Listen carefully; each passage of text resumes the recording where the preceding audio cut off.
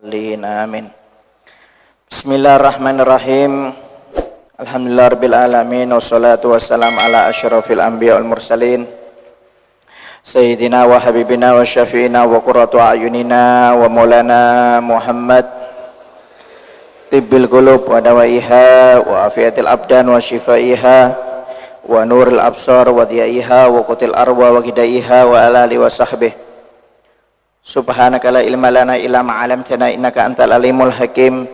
Rabbi shrah li sadri wa yassir li amri wa hlul 'uqdatam min lisani yafqahu qawli, amma ba'd. Bismillahirrahmanirrahim. Wa qala musannif rahimahullahu ta'ala anhu wa bil jumlah fal bu'du minal wilayah huwa al hazm walladhi yanbaghi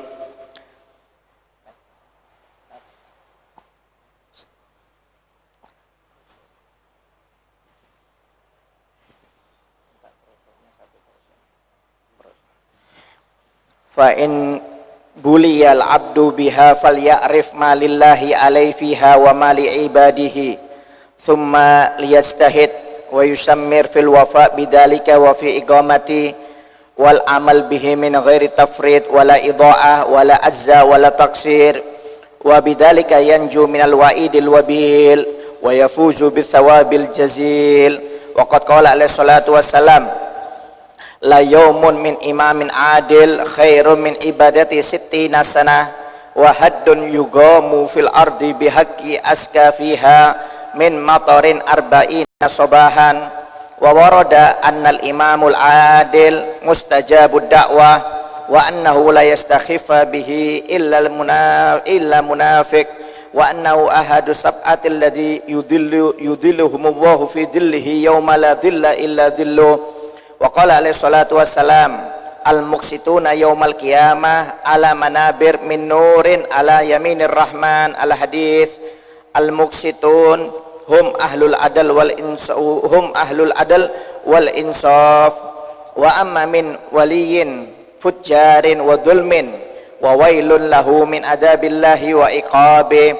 Wa kam warada fi hizzihi wa maktihi minal akhbar wal athar fa in tamatta'a minad fid dunya qalilan fasawfa yuqasi fid daril akhirah minal wabal wal nikal wan nakal ma yatamanna indahu annahu lam yukhlaq wa lam yakun syai'an madhkura. Wa qala alaihi salatu wassalam Allahumma man waliya min amri ummati syai'an fashaqqa alaihi fashkuk alaihi wa man rafaqa bihim farfuq bihi. Wa warada annahu ma min waliyin yamutu yawma yamutu ghashan li ra'iyati illa haramallahu alhil jannah.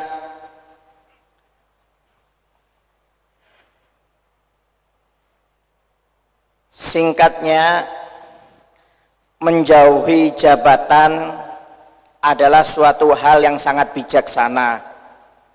Jika manusia diberi jabatan, hendaknya dia mengetahui mana hak-haknya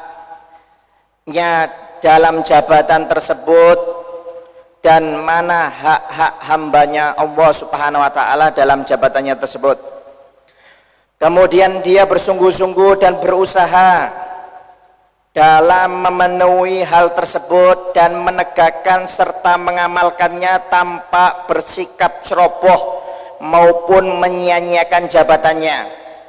Dengan begitu ia akan selamat dari ancaman yang keras dan beruntung mendapat pahala di sisi Allah Subhanahu wa ta'ala yang sangat banyak. Nabi Muhammad SAW bersabda, sungguh satu hari dari seorang pemimpin yang adil itu lebih baik daripada ibadah selama 60 tahun. Dan satu hukuman yang dilaksanakan oleh pemimpin yang adil di bumi lebih menyuburkan daripada hujan selama 40 pagi. Diriwayatkan bahwasanya pemimpin yang adil doanya mustajab, tidak akan ditolak dan tidak akan diremehkan, kecuali orang-orang munafik yang meremehkan pemimpin tersebut. Dan dia termasuk satu di antara 7 golongan yang akan dinaungi oleh Allah Subhanahu wa ta'ala dalam naungannya pada hari kiamat yang dimana tidak ada naungan kecuali naungan Allah subhanahu wa ta'ala. Nabi Muhammad SAW bersabda, orang-orang yang berbuat adil pada hari kiamat berada di mimbar-mimbar dari cahaya sebelah kanan Tuhan yang Maha Pengasih. Adapun orang-orang yang berbuat zalim, maka berhati-hatilah terhadap siksa dan hukuman dari Allah subhanahu wa ta'ala. Jika dia merasakan kenikmatan sedikit di dunia dikarenakan jabatannya, ia pun akan mendapatkan hukuman dan akan mengalami penderitaan di negeri akhirat hingga dia sendiri berharap untuk tidak diciptakan oleh Allah subhanahu wa ta'ala dan tidak menjadi orang yang disebut oleh Nabi Muhammad SAW dalam doanya, yaitu, ya Allah, barang siapa yang diangkat menjadi pemimpin umatku sedangkan dia memberatkan umatku, maka beratkan dia di dunia dan di akhirat. Dan barang siapa yang lemah lembut dijadikan pemimpin kemudian lemah lembut terhadap umatku, ya Allah, maka bersikaplah lemah lembut terhadap pemimpin tersebut. Nabi Muhammad SAW juga bersabda, tidaklah seorang pemimpin mati dalam keadaan berkhianat terhadap rakyatnya kecuali akan diharamkan oleh Allah subhanahu wa ta'ala dari baunya surganya Allah subhanahu wa ta'ala. Ya. Jadi kata Nabi Muhammad SAW, menjauhi jabatan itu adalah sikap yang sangat bijaksana sebenarnya. Cuma kalau kita memang diangkat, mau tidak mau diangkat menjadi seorang pejabat, maka kita harus tahu mana haknya Allah dan mana haknya hamba-hambanya Allah subhanahu wa ta'ala. Kalau kita dijadikan pemimpin, kemudian tahu haknya Allah, tahu haknya hamba-hambanya Allah, maka kita akan menjadi orang yang selamat dunia dan akhirat. Tapi kalau kita tidak tahu mana haknya Allah ketika dijadikan pemimpin, tidak tahu mana hak-hak hambanya Allah, alias tidak bisa amanat, tidak jujur, maka dia akan menjadi orang yang celaka dunia dan akhirat, kata Nabi Muhammad SAW. Artinya apa? Kalau nggak mampu lebih baik jangan diterima. Tapi kalau mampu harus siap tanggung resikonya. Kalau amanat selamat dunia akhirat. Tapi kalau nggak amanat bakal celaka dunia akhirat, kata Nabi Muhammad SAW. Pilihannya dua. Ya. Dalam hadis Rasulullah SAW bersabda, inna ahabban nas ilawa yaumal qiyamah wa atnahum minhu majlisan imamun adilin wa abghadun nas ilawahi wa abaduhum minhu majlisan imamul jair. Kata Nabi Muhammad SAW, sesungguhnya manusia yang paling dicintai oleh Allah nanti dan paling dekat dengan Allah di hari kiamat adalah pemimpin yang adil, kata Nabi Muhammad SAW. Dan orang yang paling dibenci oleh Allah dan paling jauh kedudukannya di antara dengan Allah subhanahu wa ta'ala adalah pemimpin yang khianat, yang zalim. Jadi kalau pemimpin itu adil, pasti dia dekat dengan Allah ta'ala, bakal dicintai oleh Allah ta'ala. Tapi kalau pemimpin itu nggak adil, nggak amanat, nggak jujur, maka dia akan dibenci dan jauh dari Allah subhanahu wa ta'ala. Makanya kalau nggak mampu lebih baik jangan diterima ya. Kalau mampu harus menjadi orang yang adil dan amanat supaya bisa dicintai. Kalau nggak mampu, takutnya kita bakal dibenci oleh Allah subhanahu wa ta'ala dan jauh dari Allah subhanahu wa ta'ala. Wal'iyadzubillah min dhalik. Bahkan dalam riwayat dalam hadis Sahih Muslim ya, Rasulullah SAW menyebutkan nanti ada 3 golongan yang tidak akan diajak berbicara oleh Allah subhanahu wa ta'ala, dan Allah nggak sudi melihat orang tersebut, mukanya nggak bakal dilihat oleh Allah subhanahu wa ta'ala. Sudah Allah nggak mau berbicara dengan orang tersebut, tidak dipandang oleh Allah subhanahu wa ta'ala, dan dosa-dosanya tidak akan dihapus dan akan diberi siksa yang sangat berat oleh Allah subhanahu wa ta'ala. Hati-hati, ini ada 3 golongan kata Nabi Muhammad, tidak dilihat oleh Allah subhanahu wa ta'ala ya, kemudian dosanya tidak dibersihkan oleh Allah subhanahu wa ta'ala dan akan disiksa dengan siksaan yang pedih. Dalam riwayat ada 4 golongan ya, dalam riwayat yang lain 3 golongan. Yang pertama kata Nabi Muhammad, yaitu syekhun zanin, yaitu orang tua yang zina. Sudah tua, bau tanah, bau bangkai, masih sempet zina ya, maaf ya. Namanya orang tua itu sudah dekat dengan kematian, mestinya harus sadar, mestinya lebih dekat dengan Allah, memperbanyak ibadah. Ini maaf sudah bau kubur, ya, bahasanya kata orang sudah bau bangke, tetap aja maksiat, apalagi berzina, wal iyadzubillah min dzalik. Ini orang tua yang berzina nanti kalau meninggal ini nggak bakal dilihat oleh Allah Subhanahu wa taala.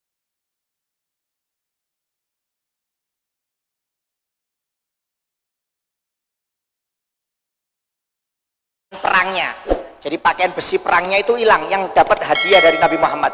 Jadi Sayyidina Ali ini dapat hadiah perang baju besi dari Nabi Muhammad SAW, pakaiannya hilang. Subhanallah, suatu saat dia melihat di toko, ada toko jualan bajunya. Sayyidina Ali kan hafal baju perangnya itu, tanya, loh ini baju perang saya ini, kamu dapat dari mana? Kata Sayyidina Ali bin Abi Thalib, oh ini ada orang Yahudi yang jual. Wahai Sayyidina Ali, mana orang Yahudinya? Rumahnya di sana. Akhirnya didatangi oleh Sayyidina Ali, wahai Yahudi, yang kamu jual di toko tersebut itu baju perang saya, kamu mencuri ya? Memang Yahudi ini nyuri, cuma nggak ngaku. Loh, apa buktinya kalau kamu mengatakan saya mencuri bajumu?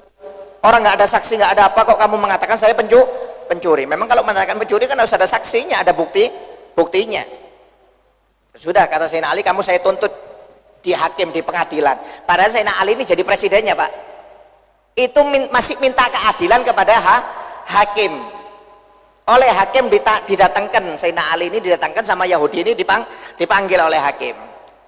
Akhirnya kata hakim, wahai Sayyidina Ali, Khalifah, kamu kenapa mengajukan permasalahan apa?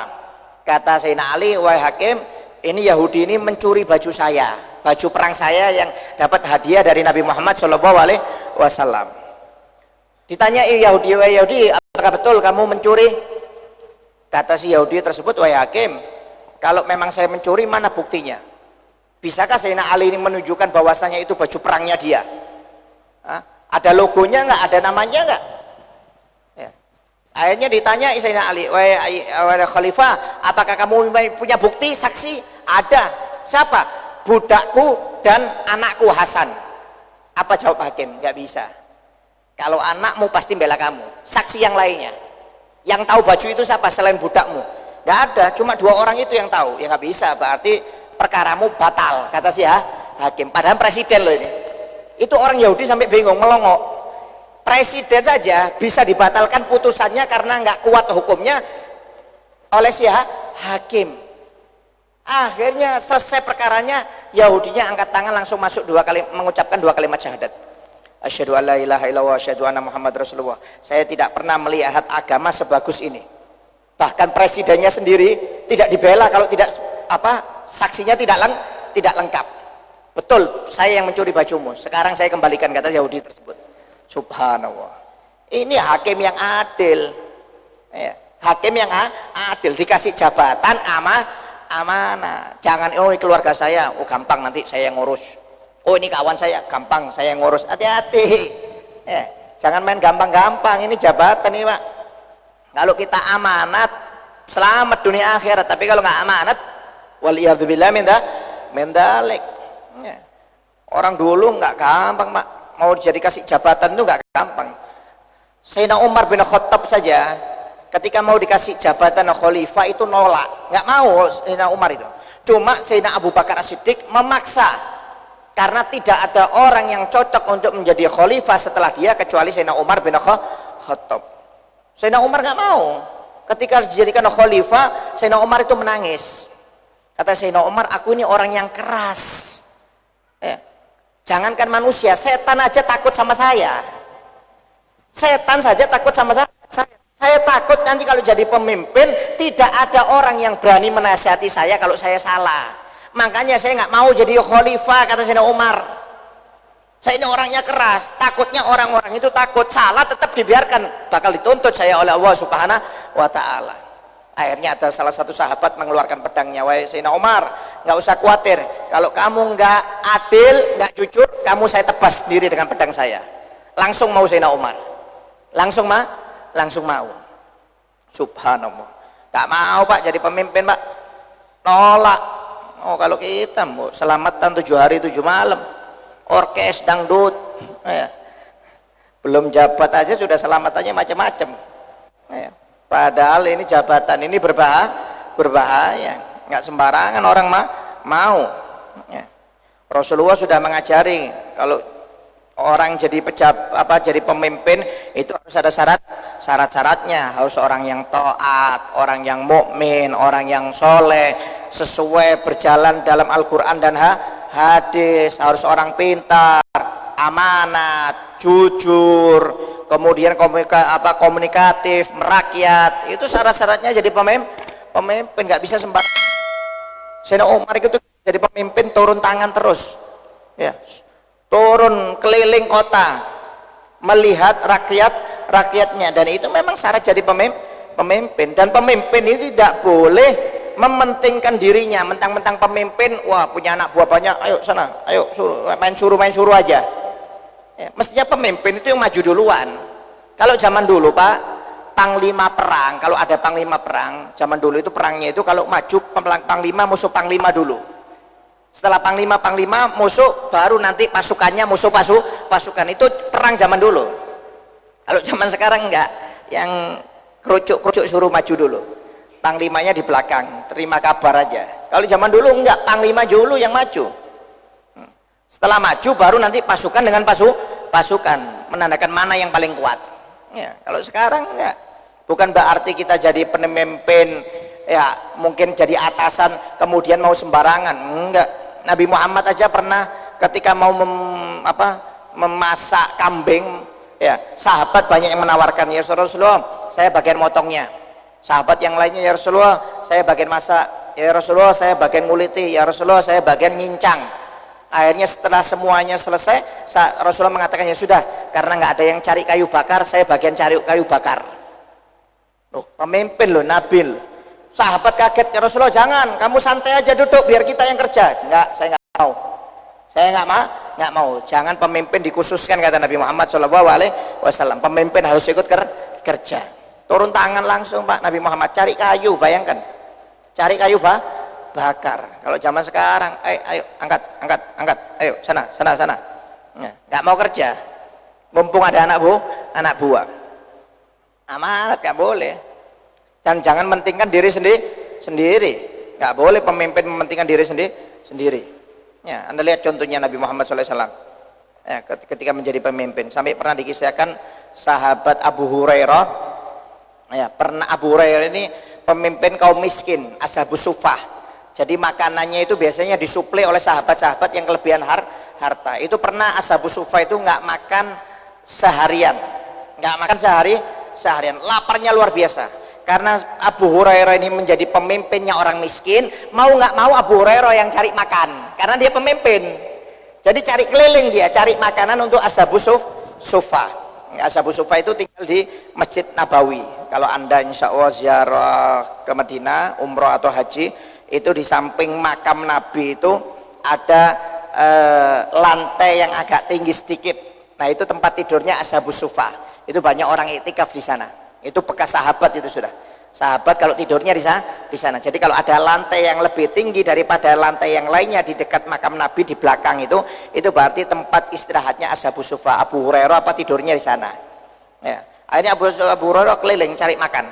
Ketemu Abu Bakar. Abu Bakar ini kan sosial. Wah, ini ada Abu Bakar ini. Biasanya pasti tanya ini makanan ini.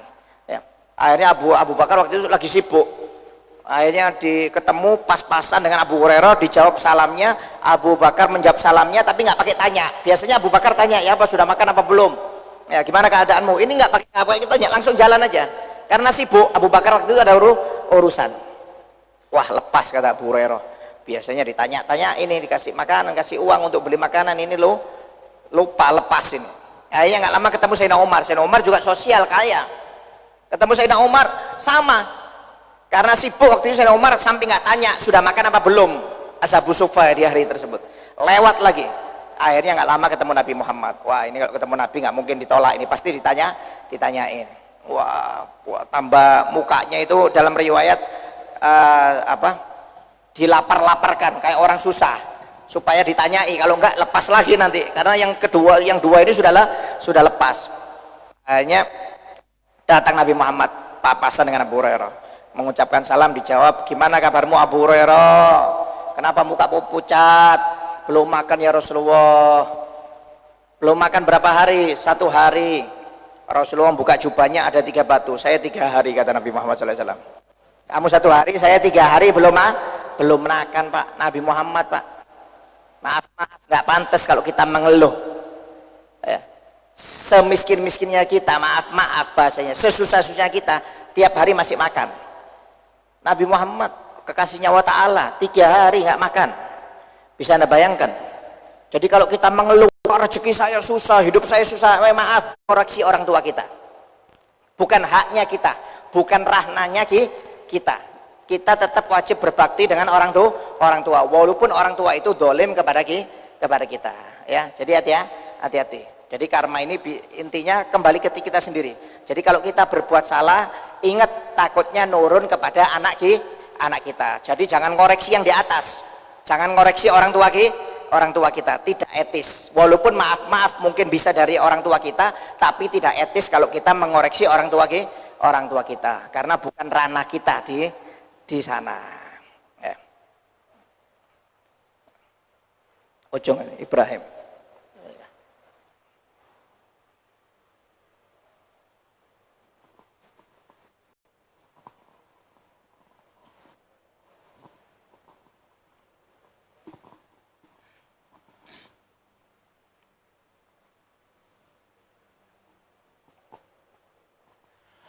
Assalamualaikum warahmatullahi wabarakatuh. Waalaikumsalam warahmatullahi wabarakatuh. Ya, terima kasih untuk kesempatan. Ya Habib, jujur selama 6 bulan saya sebagai mualaf, saya belum tahu dan sama sekali belum tahu. Jadi pada saat ini saya juga memohon penjelasan Habib yang bahwasanya Nabi besar kita Nabi Muhammad. Masalahnya, jadi pertanyaan saya, tolong jelaskan silsilah atau asal usul daripada Nabi Muhammad dan pada abad keberapa Nabi Muhammad diutus. Dan pertanyaan berikutnya, Nabi Muhammad disebut juga apakah sebagai Rasul Allah? Apakah Nabi Muhammad disebut juga sebagai Rasul Allah? Ya. Baik, terima kasih. Ya.